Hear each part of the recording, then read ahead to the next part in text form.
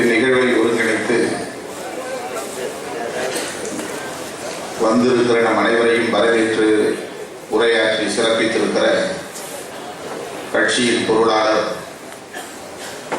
அன்பு சகோதரர் முகமது யூசுப் அவர்களே, இதனை முன்னிலை வகித்து சிறப்பித்துக் கொண்டிருக்கிற மாவட்ட செயலாளர்கள், காஞ்சி மாவட்ட செயலாளர் விடுதலை செழியன் அவர்களே, மைய சென்னை மாவட்ட செயலாளர் வீரமுத்து அவர்களே, வட சென்னை மாவட்ட செயலாளர் கபிலன் அவர்களே, தென் சென்னை மாவட்ட செயலாளர் இளஞ்செழியன் அவர்களே, இந்நிகழ்வை ஒருங்கிணைத்திருக்கிற இஸ்லாமிய ஜனநாயக பேரவையின் மாவட்ட செயலாளர்கள் சர்தார் பாஷா, முன்னா கான், ஜலால் பாஷா ஆகிய தோழர்களே, ஜனநாயக பேரவையினுடைய மாநில பொறுப்பாளர்கள் Mubarak, Ghulam Muhaideen, AK Ahmed, Virugai Ameer, Nazeer Ahmed, MKB Nazeer Ahmed, Muthu Mohammed, Brunei Akbar, Mohammed Kasim, Shahul Ameer, Kolathur Khaja, Arakkonam Alauddin ஆகிய தோழர்களே,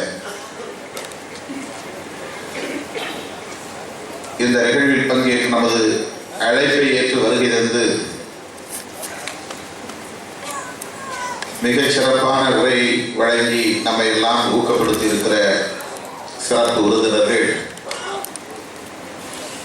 திராவிட முன்னேற்ற கழகத்தை சார்ந்த கவிஞரும் எழுத்தாளருமான அன்பு சகோதரர் காசி முத்துமாணிக்கம் அவர்களே,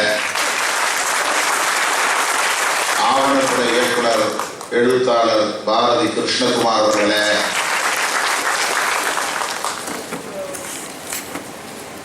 தலைமை இமாம் அடையாறு பெரிய பள்ளிவாசல் தலைமை இமாம்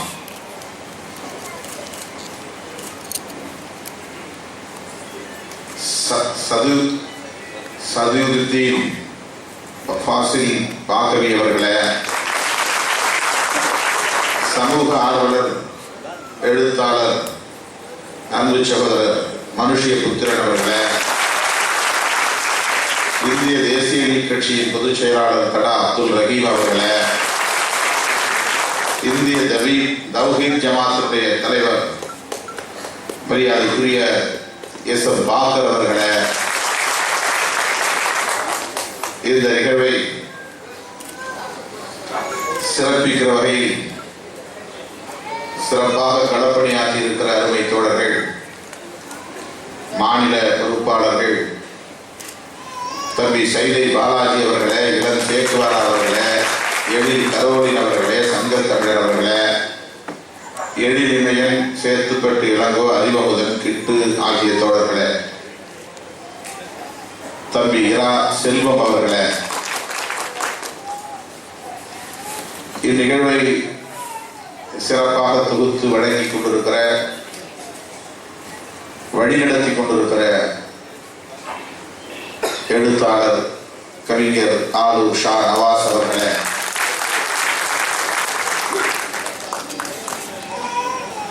இந்நிகழ்வில் பங்கேற்றதை சிறப்பித்துக் கொண்டிருக்கிற பல்வேறு இஸ்லாமிய அமைப்புகளில் இருந்து வருகை தந்திருக்கிற பெரியோர்களே, கட்சி சாராத ஜனநாயகத்தின் மீது நம்பிக்கையுள்ள மனித உரிமை ஆர்வலர்களே, பெருந்தரலாக கூடியிருக்கிற என் உயிரின் உயிரான விடுதலை சிறுத்தைகளே, உங்கள் அனைவருக்கும் என்னுடைய பணிவார்ந்த வணக்கத்தை தெரிவித்துக் கொள்கிறேன். நம்மை எல்லாம் மனிதர்களாய் தலைநிமிர வைத்த நம்முடைய மகத்தான தலைவர் புரட்சியாளர் அம்பேத்கர் அவர்களின் நினைவு நாளில் அந்த மாமனிதருக்கு, மகத்தான புரட்சியாளருக்கு எனது செம்மாந்த வீர வணக்கத்தை முதலில் செலுத்துகிறேன். இந்த ஆண்டு புதுதில்லியிலேயே நாடாளுமன்ற வளாகத்திற்குள்ளேயே இருக்கிற புரட்சியாளர் அம்பேத்கர் அவர்களின் திருவுருவச் சிலைக்கு மாலை அணிவித்து அவருக்கு வீர வணக்கம் செலுத்துகிற வாய்ப்பு இன்று காலையில் கிடைத்தது. சென்னையிலே அல்லது தமிழகத்தில் வேறு எங்கேனும் ஒரு இடத்தில் ஒவ்வொரு ஆண்டும் அவருடைய நினைவு நாளில் அஞ்சலி செலுத்துவது வழக்கம். நேற்று இரவு விமானத்தில் பிடிக்க இயலாத நிலையில் 7:30 மணி வரையில் நாடாளுமன்ற மக்களவை நடந்து கொண்டிருந்த காரணத்தால் விமானத்தை பிடிக்க இயலாத நிலையில் நேற்று டெல்லியிலேயே நான் தங்க நேர்ந்து விட்டது. அதனால் காலையிலே அங்குள்ள சிலைக்கு, திருவுருவ சிலைக்கு குடியரசுத் தலைவர், பிரதமர் போன்ற பலர் வந்து அஞ்சலி செலுத்துகிற அந்த நிகழ்வில் நானும் கலந்து கொண்டு புரட்சியாளர் அம்பேத்கர் அவர்களின் திருவுருவ சிலைக்கு மலர் தூவி வீர வணக்கம் செலுத்திவிட்டு சென்னைக்கு நான் இந்த நிகழ்வில் பங்கேற்பதற்காக வந்திருக்கிறேன். நாடாளுமன்றம் நடந்து கொண்டிருக்கிறது, நாளைக்கும் நடக்கிறது. ஆனாலும் கூட தலித் இஸ்லாமியர் எழுச்சி நாள் என்னும் இந்த மகத்தான நிகழ்வில் பங்கேற்பது நாடாளுமன்றத்தில் சும்மா உட்கார்ந்து கொண்டு மேஜை தட்டி கொண்டிருப்பதை விட, இந்தியிலே பலரும் பேசுவதை புரியாத மொழியை கேட்டு நேரத்தை வீணாக்குவதை விட மிகச்சிறந்த உயர்ந்த கடமை தலித்துகளுக்கும் இஸ்லாமியர்களுக்கும் இடையிலான இணைப்பை வலுப்படுத்துவது, அதை உறுதிப்படுத்துவது என்பதுதான். ஆகவேதான் நாடாளுமன்றம் நடைபெற்றுக் கொண்டிருக்கிற சூழலிலும் கூட அதை விடுத்து இந்த நிகழ்வை நாம் இங்கே வெற்றிகரமாக நடத்தி கொண்டிருக்கிறோம். நம்முடைய அழைப்பை ஏற்று வருகிற தலைவர்கள், சிந்தனையாளர்கள் மிகச் சிறப்பாக தலித்துகளும் இஸ்லாமியர்களும் இன்னும் பிற பலவீனமான சமூக பிரிவினரும் ஒருங்கிணைய வேண்டிய தேவைகளை அவரவருக்குரிய பாணியில் மிகச் சிறப்பாக எடுத்து சொல்லியிருக்கிறார்கள். நம்மை தனிமைப்படுத்த வேண்டும் என்று முயற்சித்தவர்கள் எப்படி தனிமைப்பட்டு நிற்கிறார்கள் என்பதை மிக தெளிவாக நமக்கு எடுத்து காட்டியிருக்கிறார்கள். சோர்ந்து விட வேண்டாம், தளர்ந்து விட வேண்டாம், கொள்கை சார்ந்து உங்களோடு எப்போதும் களத்தில் கைகோர்த்து நிற்போம் என்ற அந்த உறுதிமொழியை இந்த அரங்கில் நம்முடைய சிறப்பு பேச்சாளர்கள் அனைவரும் வழங்கியிருக்கிறார்கள். அழைப்பை ஏற்று இந்நிகழ்வில் பங்கேற்று நமக்கு ஊக்கமளித்திருக்கிற பேச்சாளர்கள், தலைவர்கள் அனைவருக்கும் முதலில் என்னுடைய நன்றியை நான் தெரிவித்துக் கொள்கிறேன்.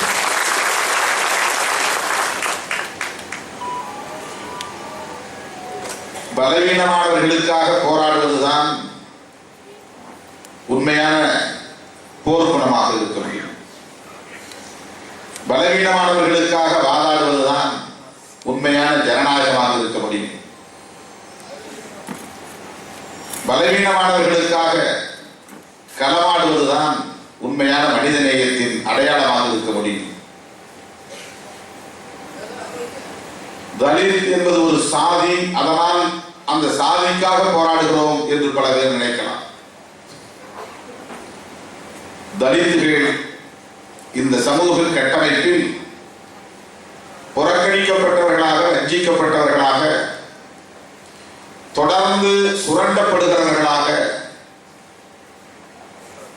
விழிப்புணர்வை சமூகமாக இருக்கிற காரணத்தால், அவர்கள் பலவீனமானவர்கள் என்கிற காரணத்தால் தலித்துகளுக்கு விடுதலை சிறுத்தைகள் போராடுகிறது, வாதாடுகிறது, களமாடுகிறது.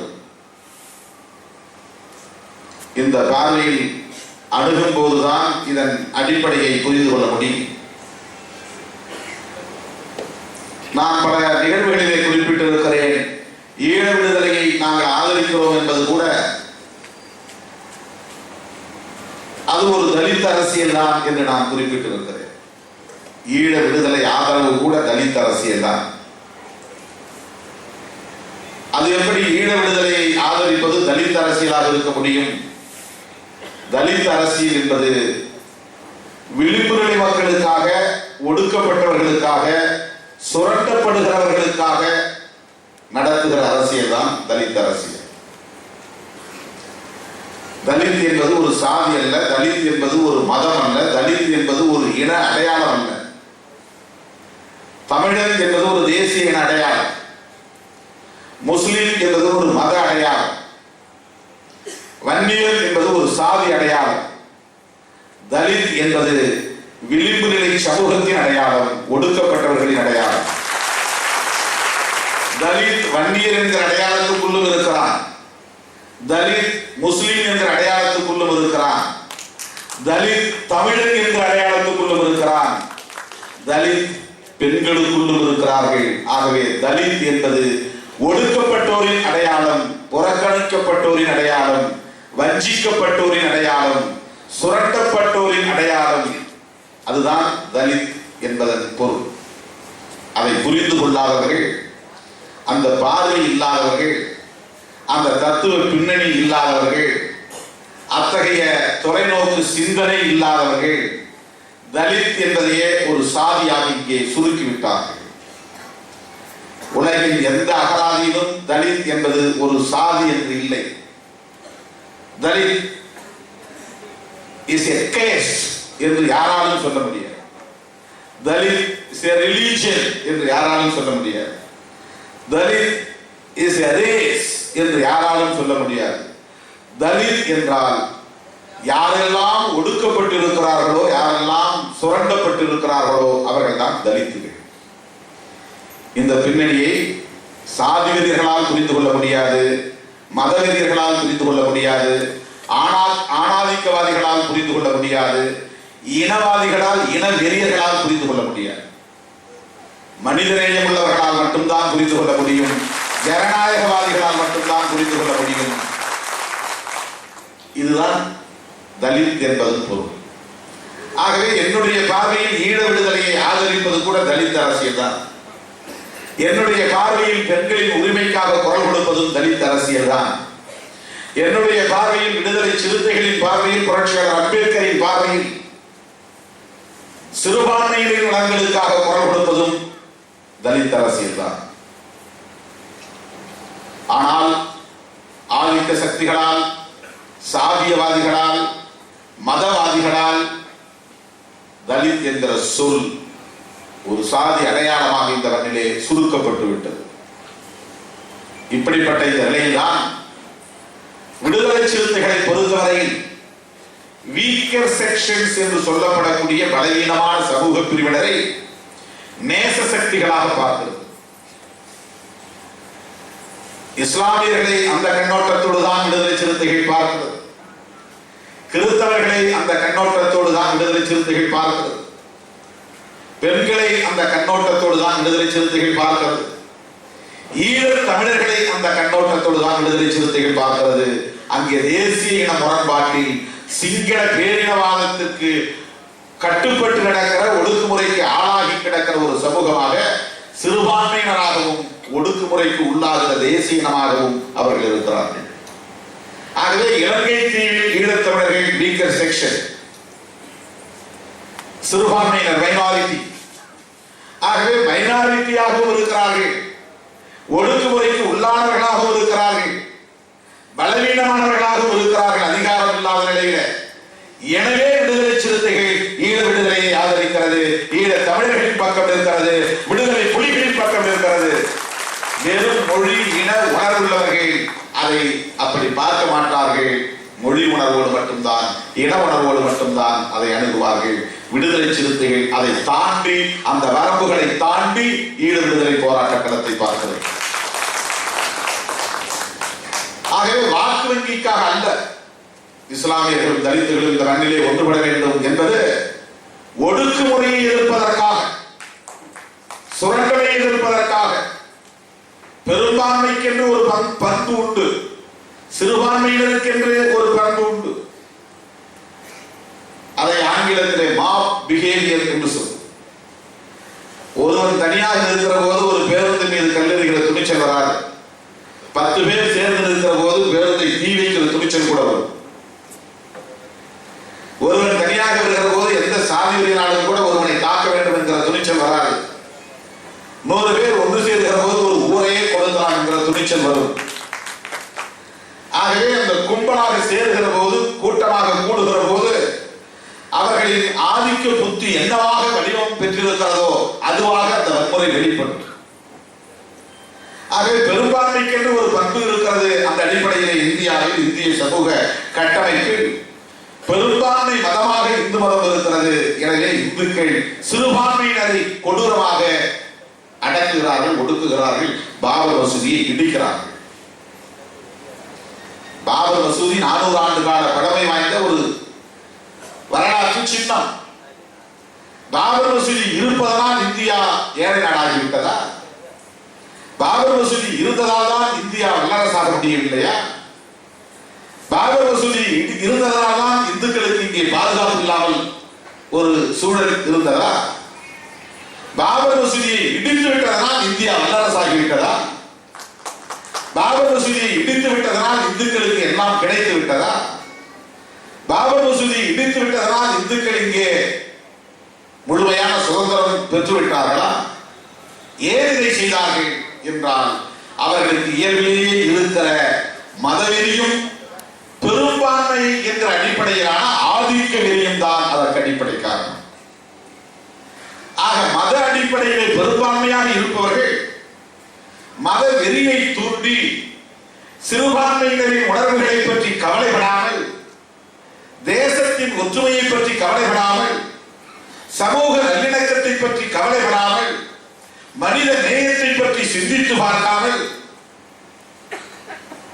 சட்டத்தை பற்றியோ அரசாங்கத்தை பற்றியோ போலீஸை பற்றியோ கவலைப்படாமல் துணிந்து அவர்களால் பல மணி நேரம் நின்று பாபர் மசூதியை இடித்து தரைமட்டமாக்க முடிந்தது. எதனால்? அடிப்படையில் அவர்களிடையே ஊறி கிடக்கிற மதவெறியை தாண்டி பெரும்பான்மையாக இருக்கிறோம் என்கிற திமிர், அந்த ஆணவம் தான், அந்த ஆதிக்கம் தான் 400 ஆண்டு கால பழமை வாய்ந்த வரலாற்று சின்னத்தை இடித்து தரைமட்டமாக்கியது. வானத்தை நோக்கி துப்பாக்கி சூடு நடந்திருந்தால் கூட அந்த கூட்டத்தை கலைத்திருக்க முடியும். அதனால் 10 பேர் இறந்தால் கூட பரவாயில்லை என்று காவல்துறையோ ராணுவத்தின் துணைப்படையோ அங்கே நெருங்கி இருந்தால் கூட அதை தடுத்திருக்க முடியும். ஆனால் அரசியல்வாதிகள் எப்போதும் பெரும்பான்மையின் பக்கத்தான் இருப்பார்கள். சிறுபான்மையை பயன்படுத்துவார்கள், பெரும்பான்மைக்கு பயன்படுவார்கள்.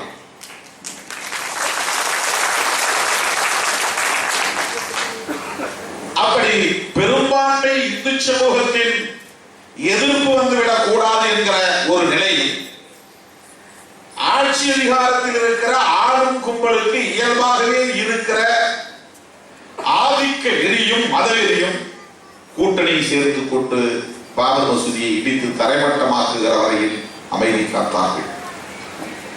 4 மணிக்கு தொடங்கி 10 மணி வரையில் கிட்டத்தட்ட 6 மணி நேரம் தருமபுரியிலே 3 கிராமங்களை சூறையாடி கொள்ளையடித்து விட்டு தீ வைத்து கொளுத்துகிற வரையில் காவல்துறை அங்கே போகவில்லை, நடவடிக்கை எடுக்கவில்லை என்பது எப்படியோ அப்படியே பாபர் மசூதி இடிப்பு நடந்தது.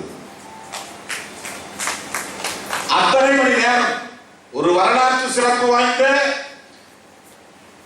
காரை கட்டிடமாக இருக்கிற கான்கிரீட் காரை கட்டிடமாக இருக்கிற ஒரு வரலாற்று சின்னத்தை கொண்டு வைத்து ஒரு நொடியில் அவரை தகர்க்கவில்லை. தோழர்களை கடப்பாறை கொண்டு இடித்து தரைமட்டமாக்கினார்கள். அத்தனை மணி நேரம் இந்தியாவில் ஆட்சி நிர்வாகம் இருந்ததா இல்லையா? இந்தியாவில் காவல்துறையினர் இருந்தார்களா இல்லையா?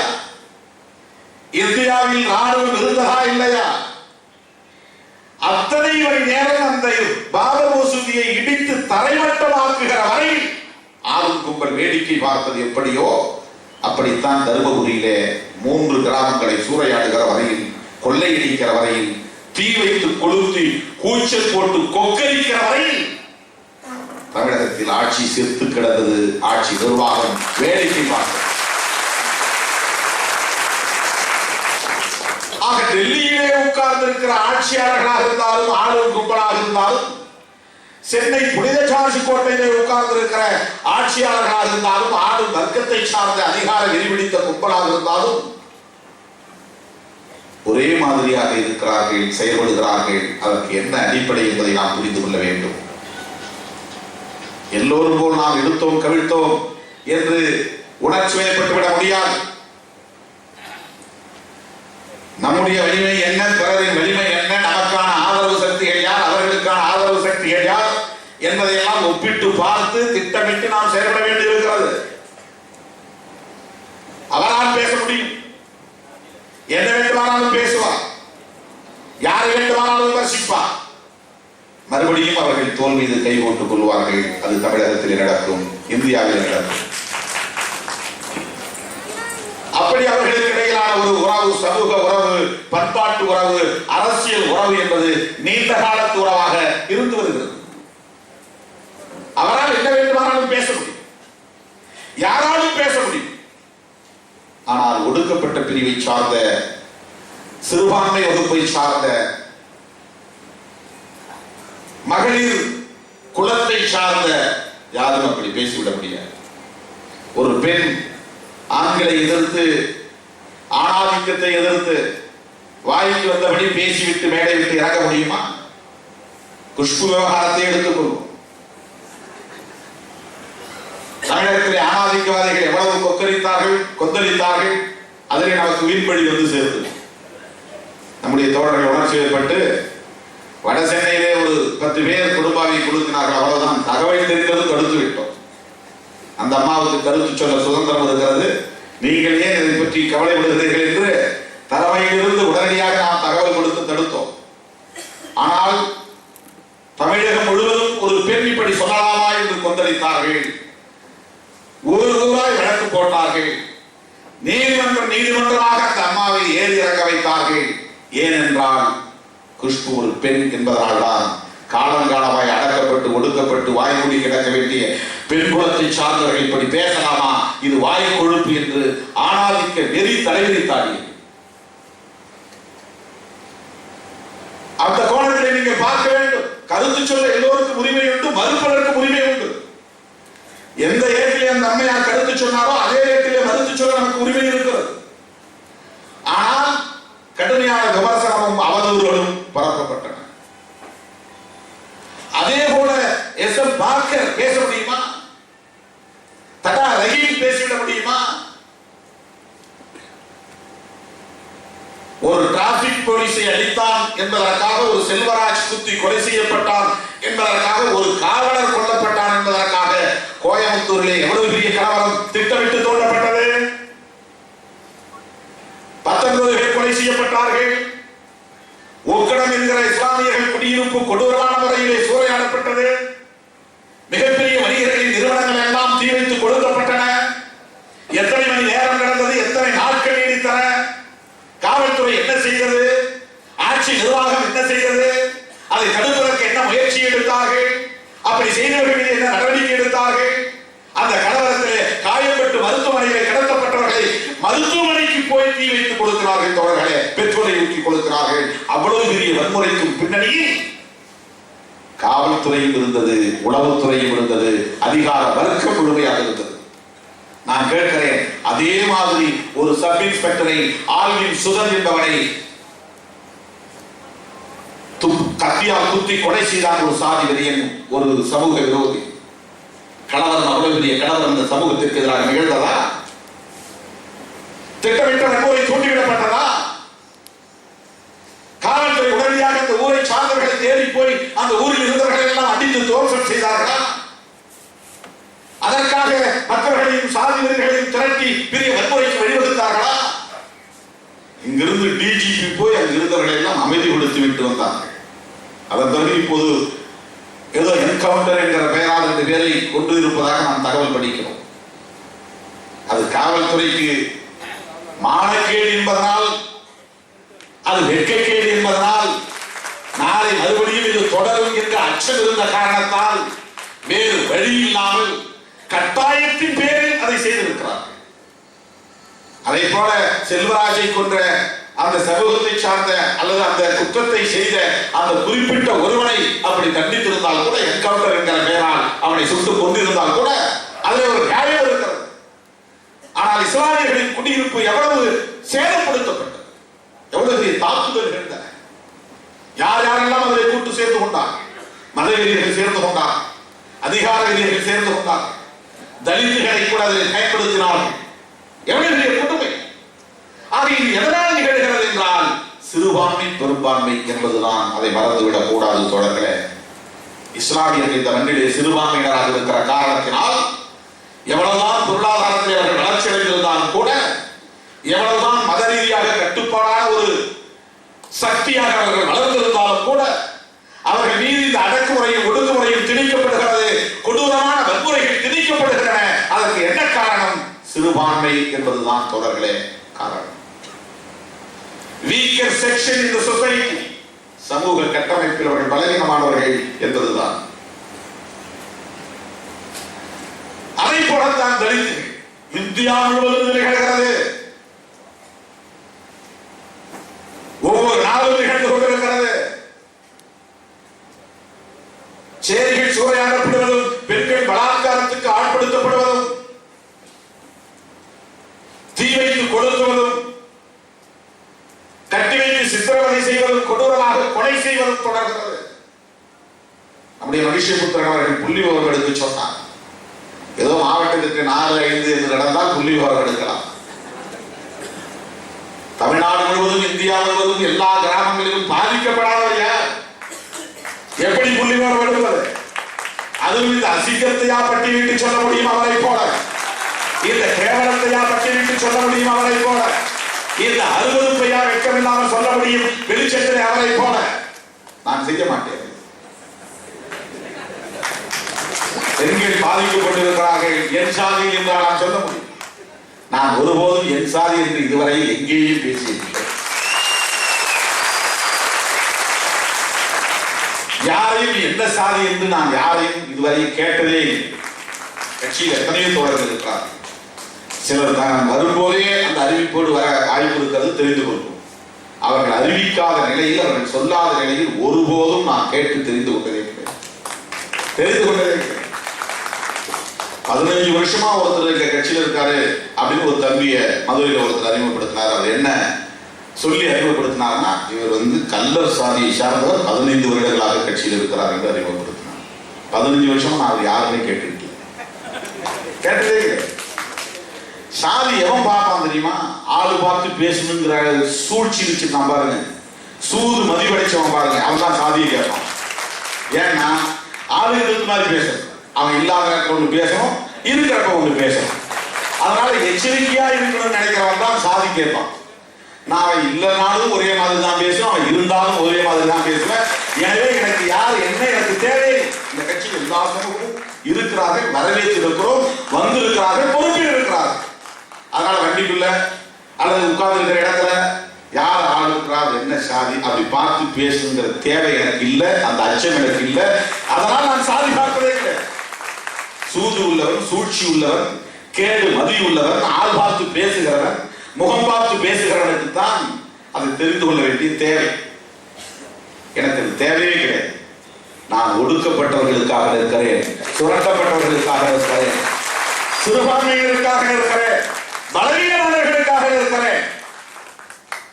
இதுதான் அடிப்படை.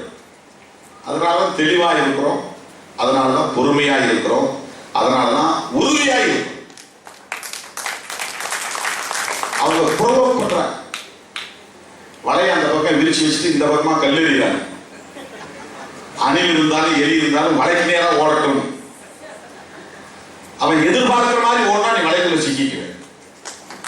மேற்கு புறமா நின்று கிழக்கு புறமா ஓடணும்னு கிழக்கு புறத்துல வலையை கட்டிட்டு மேற்கு புறமா இருந்து கல்லெறிஞ்சா இந்த அணில் குச்சி அப்படிதான் ஓடும் அப்படின்னு அவன் எதிர்பார்த்து எரிஞ்சா அந்த மாதிரி நீ ஓடுனா என்ன ஆகும்? வலையில தானே மாட்டிக்கும். புத்திசாலி அணிலா இருந்தா மேற்கு பக்கமாக அவன் எதிரிலே வந்தாலும் அவனை அடிக்க முடியாது. கல்லெறிகிறவன் எதிரிலே ஓடினாதான் அவனை பிடிக்க முடியாது. கல்லெறிகிறவன் விரும்புகிற திசை நோக்கி ஓடினால், விரும்புவதை போல் ஓடினால் மாட்டிக்கும். அதனால சாதி வெறியர்கள் என்ன நினைக்கிறார்கள் என்றால், திருமாவளவனை ஒரு சாதியவாதியாக முத்திரை குத்த பார்க்கிறார்கள். திருமாவளவனையும் சாதி சாக்கடைக்குள்ளே கொண்டு வந்து இழுத்து விட வேண்டும் என்று எதிர்பார்க்கிறார்கள். திருமாவளவனை ஓரங்கட்டி விடுதலை சிறுத்தைகளை வளர விடாமல் தடுத்து விட வேண்டும் என்று எதிர்பார்க்கிறார்கள்.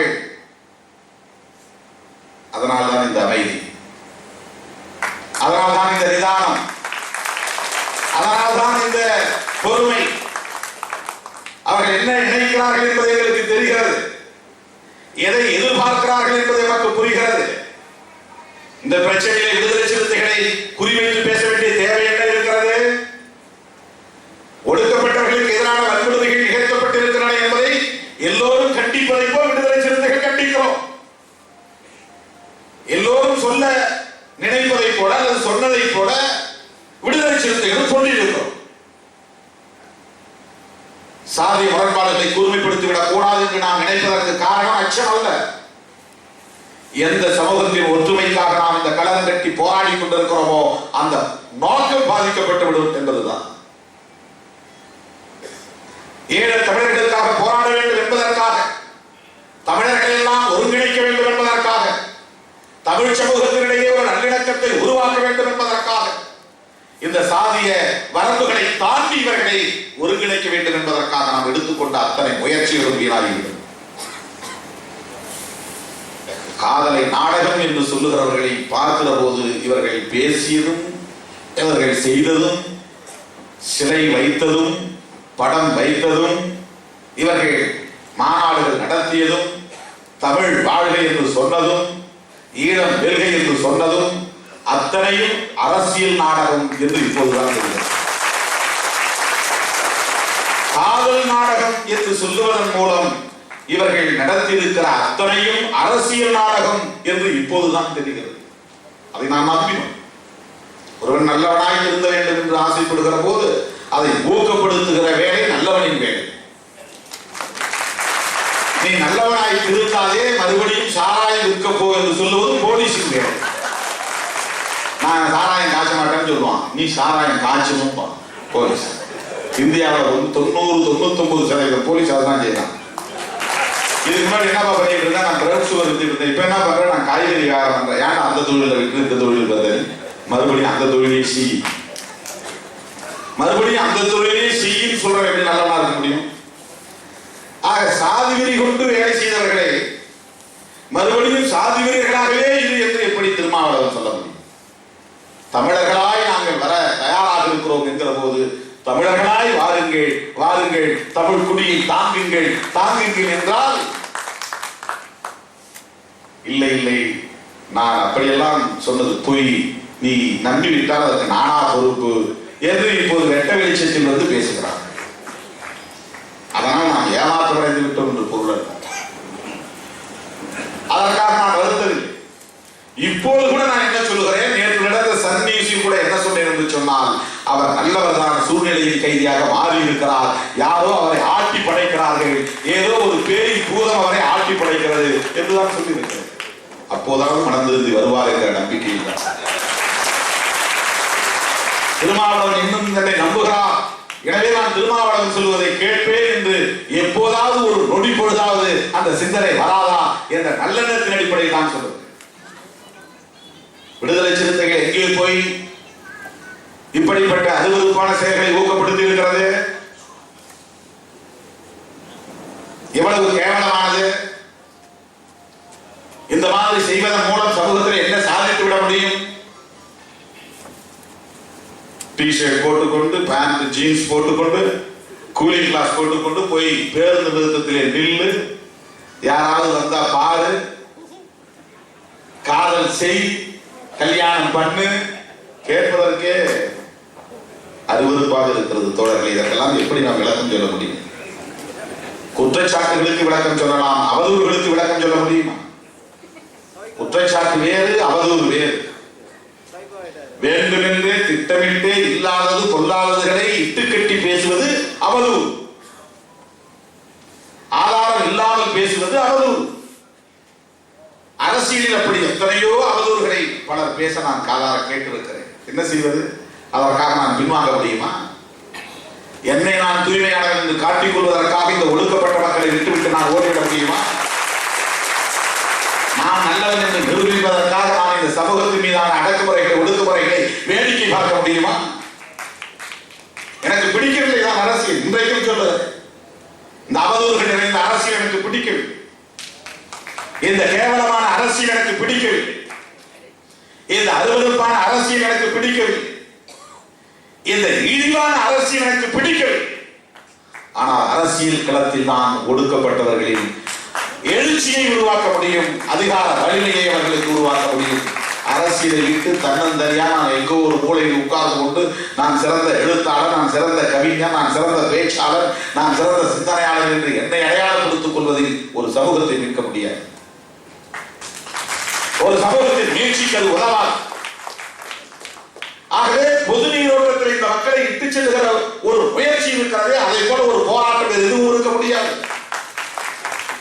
பொது கிணற்றிலேயே நீர் எடுக்க முடியாமல் தடுக்கப்பட்ட ஒரு சமூகத்தை பொது நீரோட்டத்தில் கொண்டு இணைத்தவர் திருமாவளவன் என்று இங்கே ஆளுநர் ஷானவாஸ் சொன்னார். இன்னும் இணைக்கவில்லை தோழர்களே, இணைப்பதற்கான முயற்சி நடந்து கொண்டிருக்கிறது, இணைப்பதற்கான போராட்டம் நடக்கிறது. இந்த இடத்தில் தான் ஒன்றை நீங்கள் புரிந்து கொள்ள வேண்டும். தோழர் மனுஷ்யபுத்திரன் அவர்கள் தான் இந்த கருத்தை சுட்டிக்காட்டினார். நான் பல நிகழ்ச்சிகளில் அதை பேசி வருகிறேன். பலரும் ஏதோ விடுதலை சிறுத்தைகள், தலித் மக்கள் பொருளாதாரத்தில் வளர்ச்சியடைந்து விட்டதனால் பொருளாதாரத்தை குறிவைத்து தாக்குகிறார்கள் என்று பேசுகிறார். அது ஒரு செயல், அது உண்மைதான். ஆனால் அடிப்படையிலே ஒரு மிக முக்கியமான உண்மை பொதிந்து கிடக்கிறது தோழர்களே. ஒரு குடிசையை எரிந்தால் கூட அது பொருளாதார இழப்பு தான். தாழ்த்தப்பட்டவன் அவன் கட்டியிருக்கிற கோவண துணியை இருந்தால் கூட அது பொருளாதார இழப்பு தான். அவன் தோளிலே கிடக்கிற துண்டை எடுத்தால் கூட அந்த துண்டை வாங்குவதற்கு அவன் ஒரு மாதம் உழைக்க வேண்டும், அது பெரும் பொருளாதார இழப்பு தான். கட்டியிருக்கிற வேட்டியோ துணியோ காணாமல் போனால் அதற்காக அவன் எவ்வளவு கண்ணீர் வெடிப்பான் என்று ஏழை எளிவர்களுக்கு மட்டும்தான் தெரியும். அப்படிப்பட்ட வாழ்க்கையை வாழ்ந்து கொண்டிருக்கிற ஒரு சமூகம், இந்த சமூகத்தின் மீது எப்படி இவ்வளவு கொடூரமான அடக்குமுறைகளை ஏவ முடிகிறது? மனசாட்சி வேண்டாமா? திண்ணியத்திலே வாயிலே மரத்தை திணித்தார்கள், மேலவளவிலே கொடூரமாக வெட்டி படுகொலை செய்தார்கள், வெண்மணியிலே கொடூரமாக 44 பேரை தீ வைத்து கொளுத்தினார்கள், முதுகுளத்தூரிலே 6 மாத கடலத்தில் ஏராளமானவர்களை வெட்டி படுகொலை செய்தார்கள். இமானுவே சேகர் உட்பட விழுப்புரத்திலே சந்தையில் நடந்த ஒரு வாய் தகராறுக்காக சாதியின் பெயரால் 12 பேரை ஓடவாட விரட்டி வெட்டி படுகொலை செய்தார்கள். கடலூர் மாவட்டம் புளியங்குடியிலே படுத்து கிடந்தவர்களை சாராயத்தை எதிர்த்தார்கள் என்பதற்காக, கள்ளச்சாராயத்தை காட்சிகளவர்களை காட்டிக் கொடுத்தார்கள் என்பதற்காக, போலீசிடம் புகார் கொடுத்தார்கள் என்பதற்காக கழுத்தை அறுத்து 3 பேரை படுகொலை செய்தார்கள். எத்தனை சேரிகள் சூறையாடப்பட்டிருக்கின்றன? கொடியகுளம், குண்டுப்பட்டி, ஒகலூர், பொன்னூர், சங்கரலிங்கபுரம், எத்தனை சேரிகள். இப்படி தமிழகத்திலே ஏதாவது ஒரு ஊர்கள் சூறையாடப்பட்டிருக்கிறதா? தீ வைத்து கொளுத்தப்பட்டிருக்கிறதா? படுகொலைகள் நிகழ்த்தப்பட்டிருக்கின்றனவா? இவ்வளவு கொடூரமான அடக்குமுறைகள் இந்த சமூகத்தின் மீது திணிக்கப்படுவதை பார்த்த பிறகும் இந்த சமூகத்தின் மீது எல்லா சாதி வீரர்களையும் ஒன்றாய் திரட்டி அவர்களுக்கு எதிராக கூர்தூட்டி விடுவது எவ்வளவு கொடூரமான கண்ணெஞ்சம் இது! எவ்வளவு கொடூரமான வன்மம் இது! 83%, 81%, 19% அடக்குவதா என்று கேட்பது எவ்வளவு கேவலமான ஒரு வாதம் இது! அது எப்படி முடியும்? ஆக 81% சார்ந்தவர்கள் எல்லாம் நாம் ஒருங்கிணைந்து 19% மக்களை நாங்கள் எதிர்க்க போகிறோம் என்று சொல்லுவதை விட ஒரு ஆபத்தான அரசியல் என்னவாக இருக்க முடியும்? எனக்கு இருக்கிற கவலை எல்லாம் அதுதான். தனிப்பட்ட முறையில் 2 பேருக்கு இடையிலான பிரச்சனை என்று சொன்னால் அவர்களை விட வேகமாக என்னால் பேச முடியும், சவாலிட முடியும். தனிப்பட்ட முறையில். ஆனால் நான் இருதரப்பிலும் இருக்கிற ஒடுக்கப்பட்ட உழைக்கும் மக்களை பற்றி கவலைப்படுகிறேன். சிறைச்சாலைக்கு செல்கிற உழைக்கும் அந்நியர்களை பற்றி நான் கவலைப்படுகிறேன். செத்து போன நாகராஜை பற்றி நான் கவலைப்படுகிறேன். நாகராஜை இறந்து தவிக்கிற அவருடைய மனைவியை பற்றி நான் கவலைப்படுகிறேன். எனக்கு அந்த கவலை இருக்கிறது, அவருக்கு இல்லாமல் இருக்கலாம். சிறைச்சாலை செல்லுகிறவன் யாரோ எவனோ உழைக்கிற அந்நியன், மாறு வைக்கிற அந்நியன், அவருக்கு அந்த கவலை இல்லை. வெளியூரில் இருந்து வேறு மாவட்டங்களில் இருந்து ஆட்களை திரட்டி கொண்டு போய் அங்கே தாக்குதல் நடத்தி கொள்ளையடித்து விட்டு அவர்கள் திரும்பி விட்டார்கள். கைதானவர்கள் யார்? தருமபுரி வட்டாரத்தை சார்ந்த உழைக்கிற வன்னியர்கள், பணக்கார வன்னியர்களா? கந்துவெட்டி தொழில் செய்கிற வன்னியர்களா? கள்ளச்சாராயம் காய்ச்சுகிற வன்னியர்களா? அரசியல் செய்கிற வன்னியர்களா? சங்கத்தில் இருக்கிற வன்னியர்களா? கைது செய்யப்பட்டிருப்பவர் அத்தனை பேரும் அப்பாவி வன்னியர்கள். நான் அவர்களை பற்றி கவலைப்படுகிறேன். எனக்கு மனிதநேயம் இருக்கிறது, ஒடுக்கப்பட்டவர்கள் மீது நேசம் இருக்கிறது, அதற்காக கவலைப்படுகிறேன். எனவே நான் வார்த்தைகளை அளந்து பேசுகிறேன்.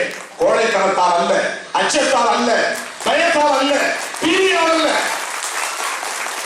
அதனால் வார்த்தைகளை நான் அளந்து பேசுகிறேன். எனக்கு அந்த பொறுப்புணர்ச்சி இருக்கிறது. தேர்தலில் எனக்கு ஆதாயம் தேவை.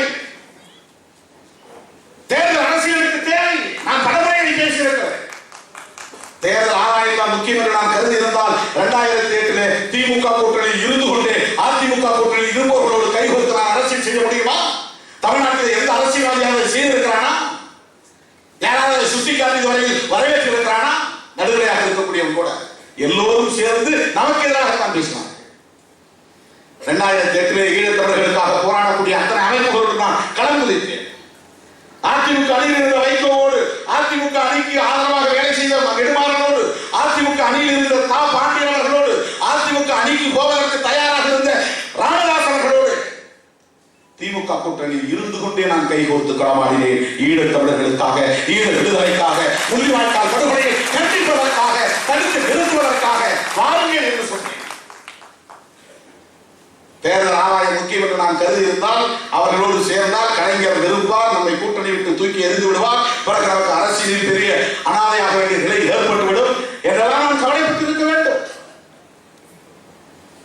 எந்த உத்தரவாதம் இல்லாமல் ஒரு அணியை விட்டு அணிக்கு போக முடியாது. அணியில் இல்லாமல் தனியே என்று சில பேர் வாய் பிடித்ததோ மாங்காய் பிடித்ததோ என்று பேசுவார்கள். பாவம், அவர்களுக்கு தேர்தல் அரசியலை பற்றி அடிப்படை தெரியாது. தனிமைப்படுத்தப்பட்டு ஓரங்கட்டப்பட்டு கிடக்கிற ஒரு சமூகத்தை போராடி இந்த பொது நீரோட்டத்தில் கொண்டு வந்து இணைக்கிறோம். கூட்டணி விட்டு வெளியே வா என்றால் அதுக்கு என்ன பொருள்? அது ஐசோலேஷன் என்றுதான் பொருள், தனிமைப்படுத்துதல் என்றுதான் பொருள். எனக்கு சூடு இருக்கிறது, சொரணை இருக்கிறது, நான் மானம் உள்ளவர், எனக்கு மிகப்பெரிய வெட்கமெல்லாம் இருக்கிறது, எனவே நான் தனியே போகிறேன் என்று போனால் அது நான் மானம் உள்ளவர் என்றுதான் பெயர் புரியாதே தவிர இந்த சமூகத்தை பொது நீரோட்டத்தோடு இணைக்க முடியாது. அதிகார வலிமை உள்ளவர்களாக மாற்ற முடியாது. அதிகார வலிமை தான் இருக்கிற வலிமையிலேயே பெரிய வலிமை. அதிகார வலிமையை பெறுவதற்கு தேர்தல் அரசியல் தான் இந்த காலத்திலே இந்த இந்திய சமூக கட்டமைப்பிலே தவிர்க்க முடியாத ஒன்றாக இருக்கிறது. ஆயுதம் எடுத்து போராடி இந்திய பேரரசுக்கு எதிராக களமாடி வெற்றி பெற்று ஆட்சி அதிகாரத்தை எதிர்விட முடியாது, புரட்சி செய்துவிட முடியாது. என்னுடைய பார்வையில் நான் சொல்லுகிறேன், ஈழ விடுதலை சாட்சியமாக இருக்கிறது.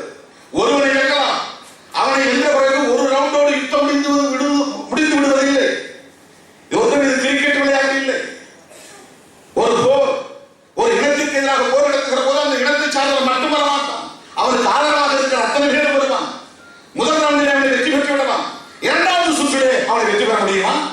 அவருடைய வலிமை யார் யாருடைய ஆதரவில் இருந்து வருகிறது என்பதையெல்லாம் நாம் கணக்கில் பார்க்க வேண்டியிருக்கிறது அல்லவா? புலிகள் சிங்களவர்கள் என்றார்கள். இந்தியா சேர்ந்த பிறகு, அவர்களோடு மற்ற நாடுகள் சேர்ந்த பிறகு, உலக நாடுகள் எல்லாம் சேர்ந்த பிறகு புலிகள் தோற்று போனார்களா? இல்லையா? புலிகள் தோற்று போனதற்கு என்ன காரணம்?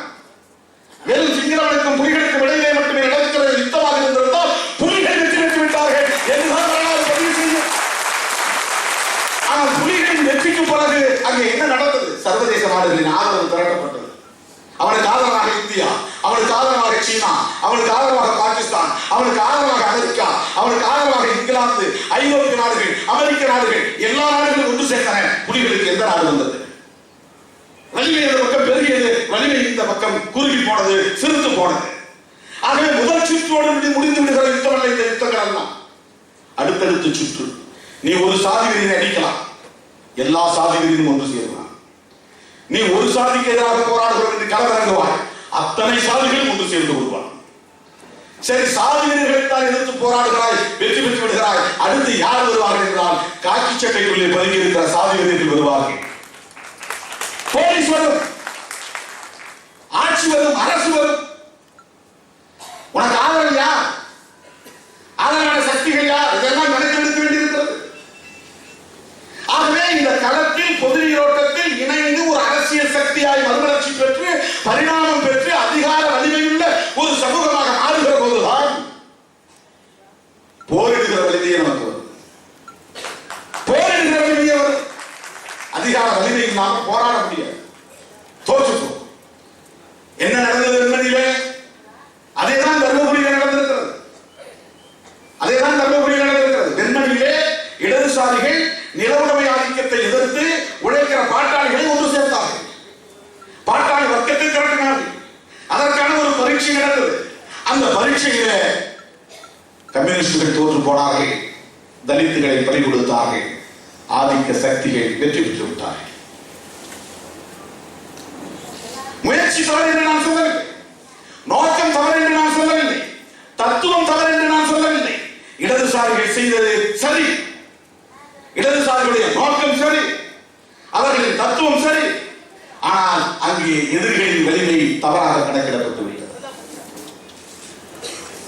சாதி வெறியர்களோடு யார் சேர்ந்தது?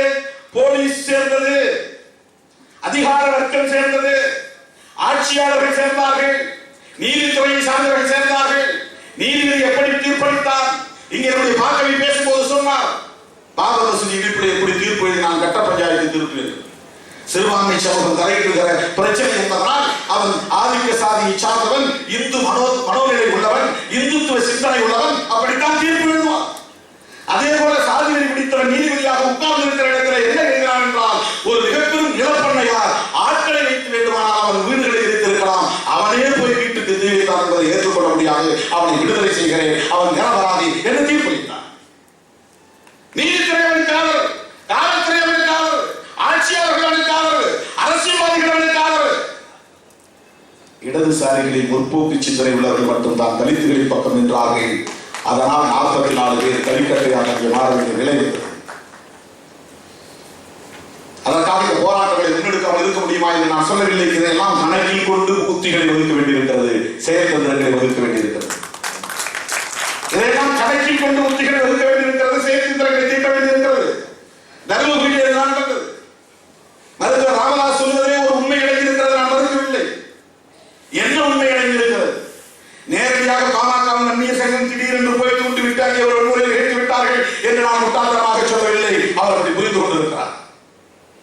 அங்கே 20-25 ஆண்டுகளாக ஒரு பரீட்சை நடந்தது. மக்கள் இந்த குழு அங்கே கடற்கரைக்கு போராடி, அங்கே பெண்ணாகரம் தாலுக்காவிலும் பாலக்கோடு தாலுக்காவிலும் அந்த பகுதியை நாயக்கர்கட்டாய் பகுதியை, குறிப்பாக நத்தம் காரணியை அங்கே ஒரு இதய பகுதியாக வைத்துக் கொண்டு, மைய பகுதியாக வைத்துக் கொண்டு மக்கள் இந்த குழுவினர் ஒரு வேலையை செய்தார். உழைக்கும் பண்பிய பாட்டாளிகளையும் தலித்துகளையும் ஒருங்கிணைத்துக் கொண்டு சாதிக்கு எதிராக போராடினார்கள். தேநீர் கொலை, இரட்டை கொலையை எதிர்த்து போராடினார்கள். மது ஒழிப்பு போராட்டத்தில் ஈடுபட்டார்கள். கந்துவட்டி கொடுமைகளை எதிர்த்து போராடினார்கள். இவையெல்லாம் நிகழ்ந்தன. 20-25 ஆண்டுகளாக 1980களில் இருந்து இது நிகழ்ந்தன. பாலன் தலைமையிலே தேநீர் கடையில் இருந்த இரட்டை கொலை முறையை எதிர்த்து அவர்களுக்கு வெளிப்படையாக போராட்டம் நடத்தி அதை ஒழித்தார்கள். ஆனால் மறுபடியும் வந்தது. மதுக்கடைகளை அடித்து நொறுக்கி, கள்ளச்சாராயத்தை அடித்து நொறுக்கி மது ஒழிப்பு செய்தார்கள். மது ஒழிந்த கிராமம் என்று எழுதி வைத்தார்கள். அதற்கு நடந்தது.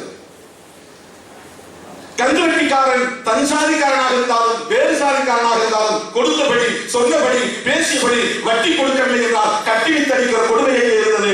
வன்னியனாய் இருக்கிற கந்துவட்டிக்காரனே, வன்னியனாய் இருக்கிற பாட்டாளியை அடித்து நொறுக்கினான், கட்டி வைத்து சித்திரவதை செய்தால் இந்த கொடுமையை தலைவிரித்தாடிய போது வன்னிய பாட்டாளிகளையும் தலித் பாட்டாளிகளையும் ஒருங்கிணைத்து அங்கே போராட்டத்தை நடத்தினார்கள். பரீட்சை நடந்தது. அந்த பரீட்சையில் முதல் சுற்றில் அவர்கள் வெற்றி பெற்றார்கள். இரண்டாவது சுற்றிலே போலீஸ் வெற்றி பெற்றது, சாதி வெறியர்கள் வெற்றி பெற்றார்கள்.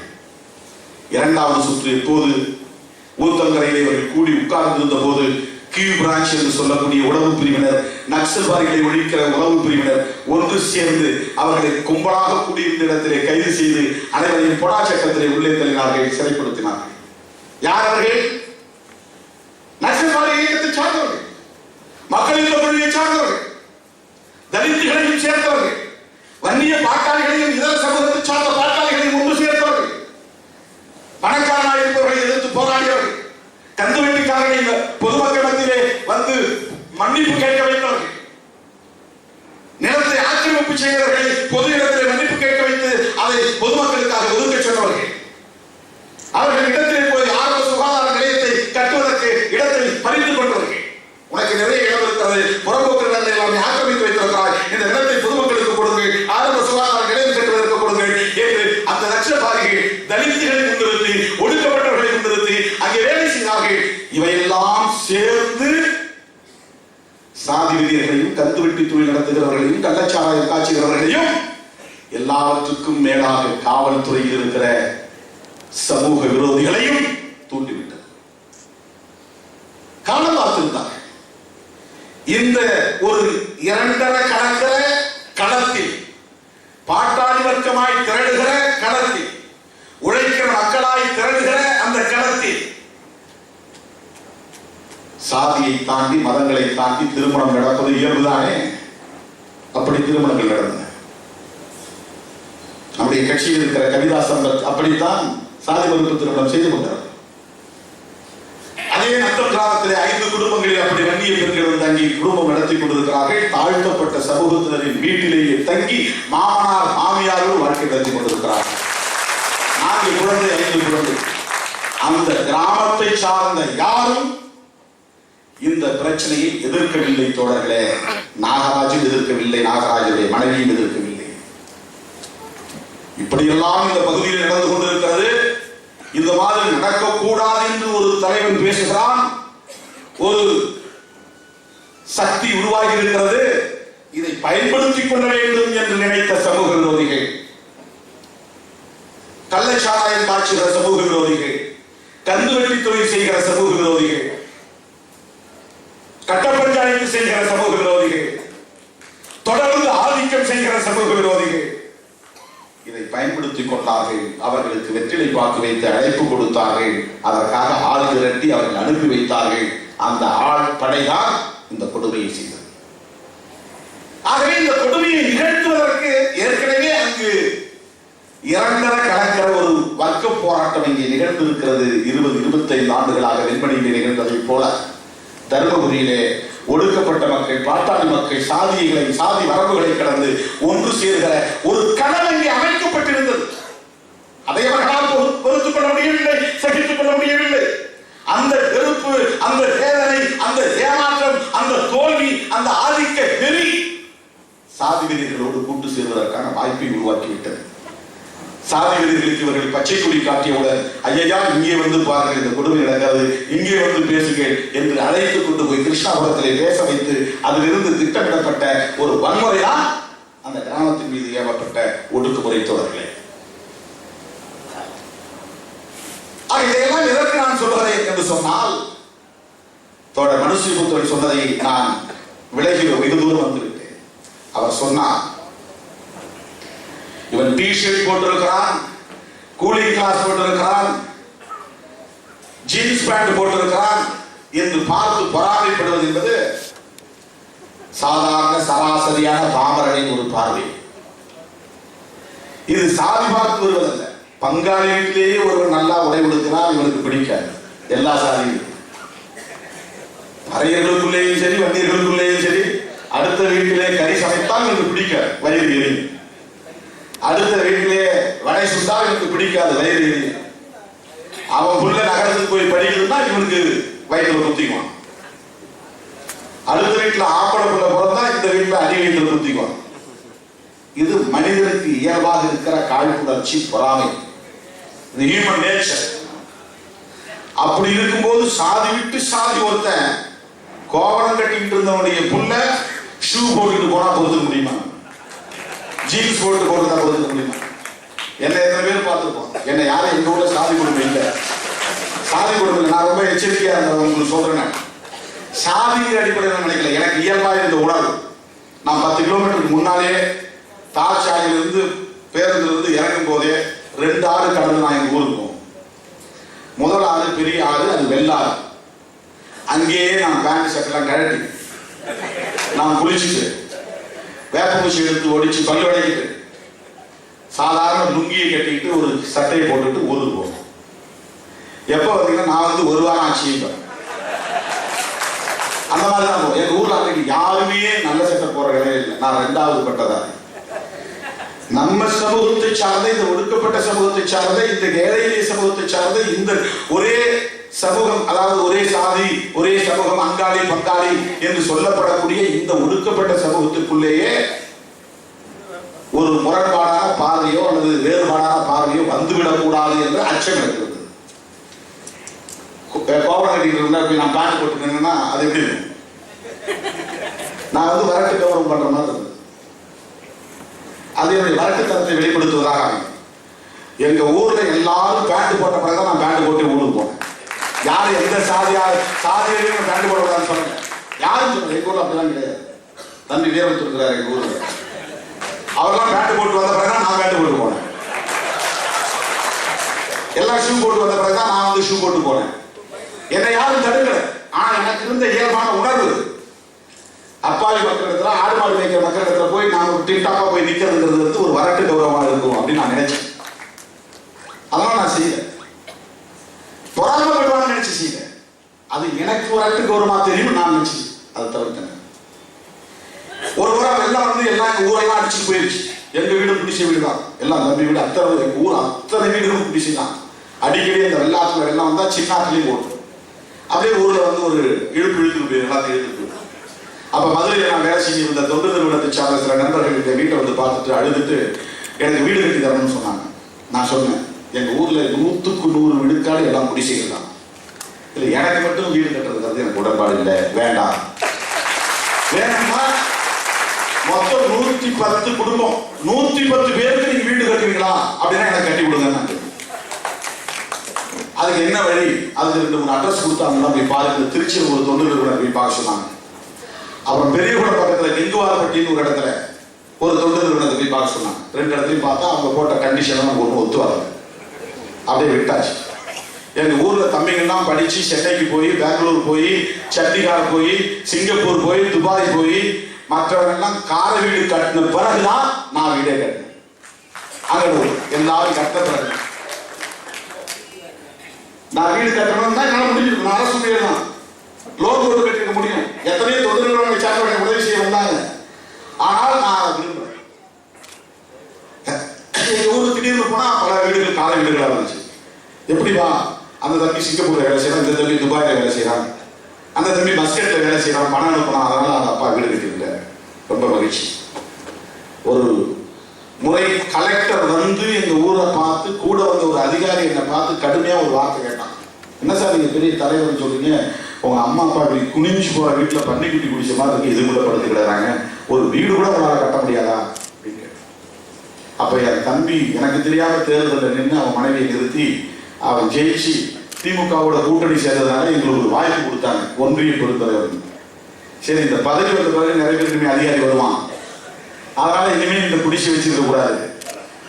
சரி, பங்காளி வீட்லயாவது ஒரு இடத்த வாங்கணும். பங்காளி இடத்தை வாங்கி ஒரு இந்தியன் வங்கியில லோன் போட்டு கட்டி, அது இன்னும் முடியல. எதுக்கு இதை நான் சொல்றேன்னு சொன்னா, பொதுவா ஹியூமன் நேச்சர் ஒருத்தருடைய வளர்ச்சியை இன்னொருத்தன் பார்க்கும்போது பிடிக்க, அந்த உணர்வுகள் எல்லாம் புரிஞ்சுக்கணும். அப்ப ஒரு சாதிக்காரன் இன்னொரு சாதிக்கார வளர்ச்சியை பார்க்கும்போது இப்படி பொருத்துவான். அது இப்ப எங்க அப்பா, அதை சொல்றதான் வந்தேன். எங்க அப்பா 8ஆம் வகுப்பு படித்தவர். ஆனால் பிள்ளைகளை காப்பாற்ற வேண்டும், குடும்பத்தை காப்பாற்ற வேண்டும் என்று எவ்வளவு கடுமையாக இறங்கி போய் வேலை செய்ய முடியுமோ அவ்வளவு கடுமையாக ஆடு மாடு மேய்த்து குடும்பத்தை காப்பாற்றணும். இப்போ விவசாயி இதுக்கெல்லாம் என்ன பார்க்கறான்? ராமமோனா அவனா தலைவராயிருக்கான், ராமமோனா தலைவராயிருக்கான், அவனா சிறுத்தை கிடைக்கிற தலைவர். யாராலையும் தாங்கிக்க முடியும். அப்படியே பேசுவாங்க, பேசத்தானே வரணும். எங்க அப்பா எப்படி ராமமோனா, ராமசாமி சொல்ல மாட்டாங்க, சாமி வருது இல்ல, ராமமவன் தலைவரா. ஏன் இது சொல்றேன்னா, இது ஒன்றும் தப்பு கிடையாது. இந்த உணர்வு வரும், வர்றதுதான் சரி. வந்தாதான் அவன் மனுஷன், வரலன்னா அவன் மனுஷன் வரும். இதெல்லாம் நான் புரிஞ்சுக்கணும். அதுக்கு தகுந்த மாதிரி தான் நாமும் நடந்துக்கணும். எப்படி யாருடைய மனசும் புண்படாம எல்லோரையும் அரவணைச்சு நடந்துக்கணும். அப்போ அந்த ஆதிக்கம் செலுத்தி கொண்டிருந்த சமூகத்தை சார்ந்தவர்கள் திடீரென்று ஒரு கொத்தடிமை சமூகமாக இருந்தவர்கள் நல்ல பேண்ட் போடுறான், நல்ல சட்டை போடுறான், கூலிங் கிளாஸ் போடுறான், எப்படி பொறுத்துக்க முடியும்? அந்த உணர்வு தான் 30-40 ஆண்டுகளாக பெரியாரியத்தை பேசிய, மார்க்சியத்தை பேசிய, அம்பேத்கரியத்தை பேசிய தலைவர் மருத்துவர் ராமதாஸ் அவர்களுக்கு இருக்கிறது என்று சொன்னால் நாம் என்ன சொல்ல முடியும்?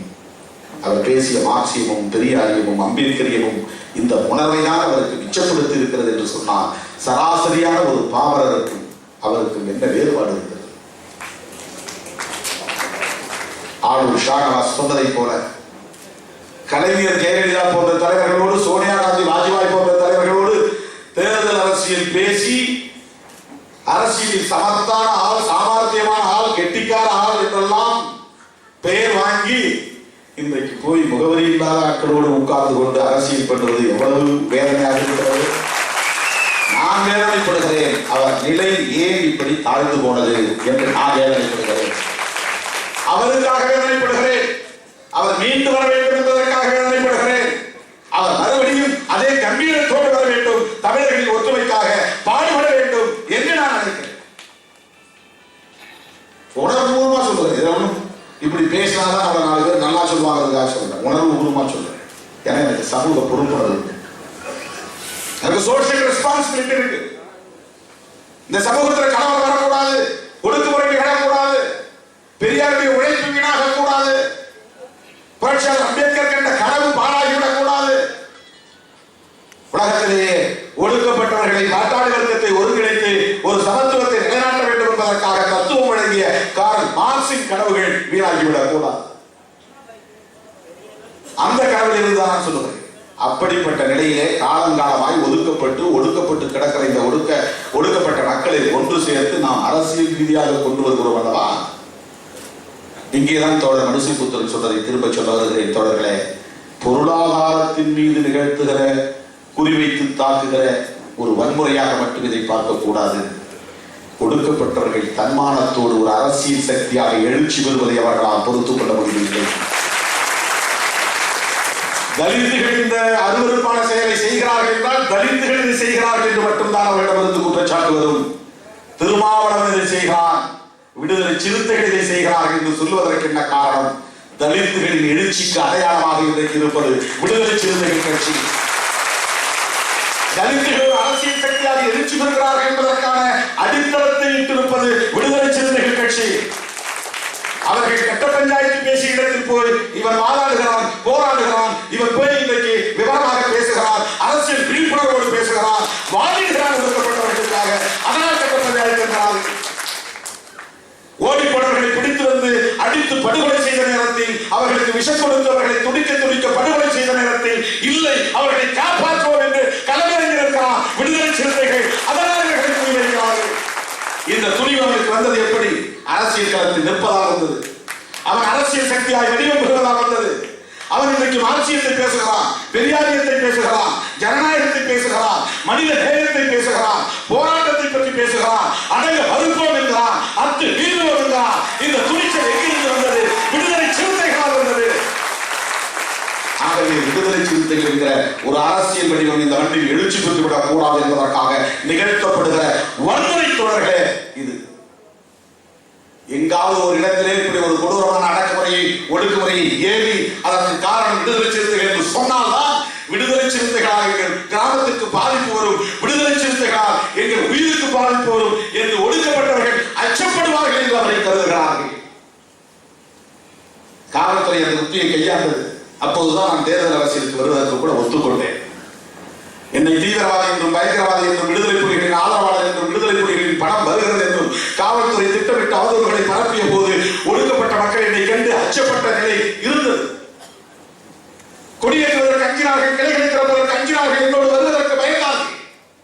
குண்டத்தடுப்பு சட்டம் ஏவப்பட்டது, தேசிய பாதுகாப்பு சட்டம் ஏவப்பட்டது.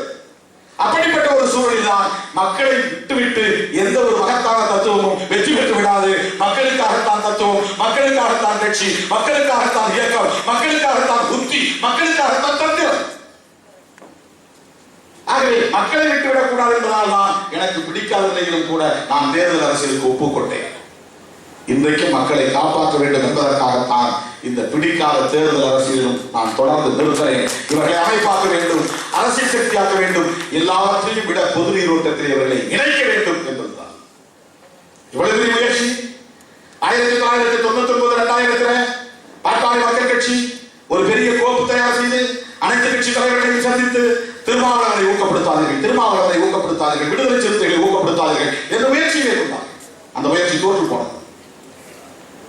திருமாவளவனுடைய அணுகுமுறைகள் அப்படி இருந்திருந்தால், அவருடைய குற்றச்சாட்டு உண்மை என்று மக்கள் நம்பியிருந்தால், அவருடைய குற்றச்சாட்டு உண்மை என்று மோப்பனார் நம்பியிருந்தால், அவருடைய குற்றச்சாட்டு உண்மை என்று நல்லக்கன் நம்பியிருந்தால், அவருடைய குற்றச்சாட்டு உண்மை என்று கலைஞர் நம்பியிருந்தால் நான் தேர்தல் அரசியலில் நின்றிருக்க முடியாது, இந்த களத்தில் இணைந்திருக்க முடியாது. அவர்கள் தோற்று போனார்கள்.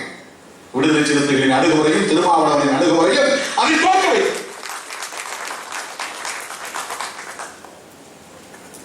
ஏன் இவர்களை ஒரு அரசியல் சக்தியாக திரட்ட வேண்டும் என்பதற்காக நாம் நிதானமாக காய்களை நடத்துவோம். ஒடுக்கப்பட்டவர்கள் சிதறி கிடக்கிறார்கள். அரசியல் வலிமை இல்லை, அதிகார வலிமை இல்லை.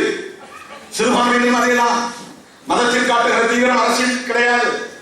மத ஒற்றுமையாக இருக்கிற அந்த தீவிரம் அரசியல் ஒற்றுமையாக இல்லை. மத சக்தியாக இருக்கிற அந்த ஆற்றல் அரசியல் சக்தியாக இன்னும் பெறவில்லை. இது சுய விமர்சனம். தெரிந்து கொள்ள வேண்டும் என்பதற்காக சொல்லுவது, புரிந்து கொள்ள வேண்டும் என்பதற்காக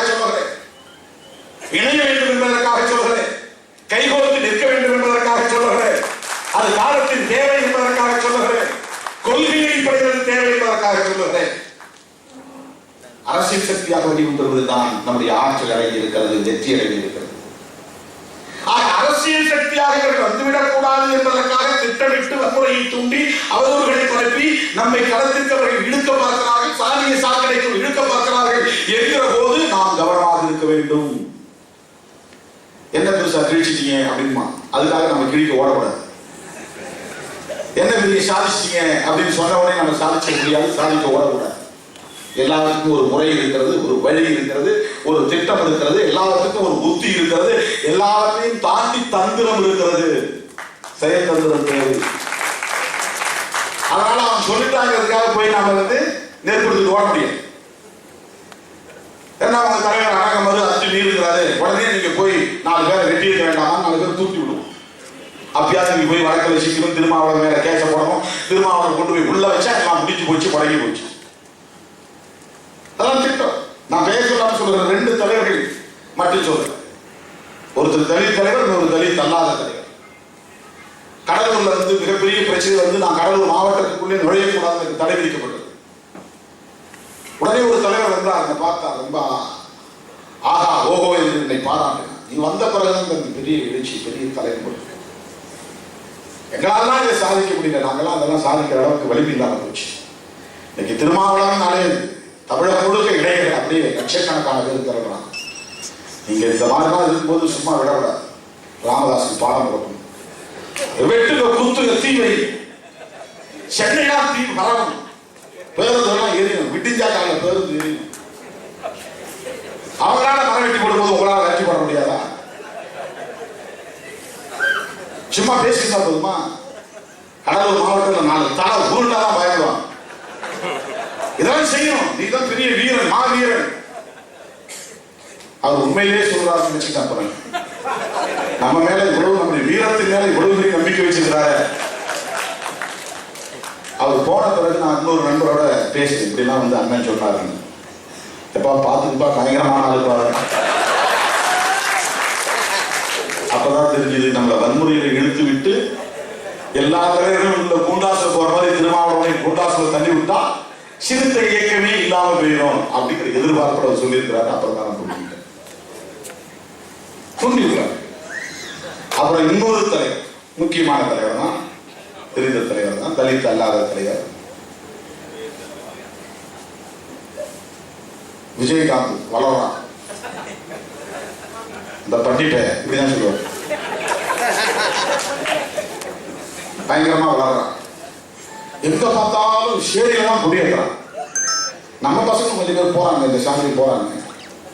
நாம 2 பேரும் ஒன்னா சேர்ந்து ஒரே ராத்திரில எல்லா மாவட்டங்கள் கொடியெல்லாம் வெட்டி வீழ்த்தி பெயர் படைகளை தூக்கி போட்டு கிட்ட எவனுமே வந்து ஒரே நாள்ல முடிச்சேன். நான் கதையை கட்சி ஒழிஞ்சிட்டு உடனே நான் பார்ப்பா நம்ம மேல இவ்வளவு பெரிய நம்பிக்கை வச்சிருக்காரு, பயங்கரமான சக்தி நினைச்சிருக்காரு. செய்தி சரிங்க பண்ணலாம், ரைட், வெரி குட்.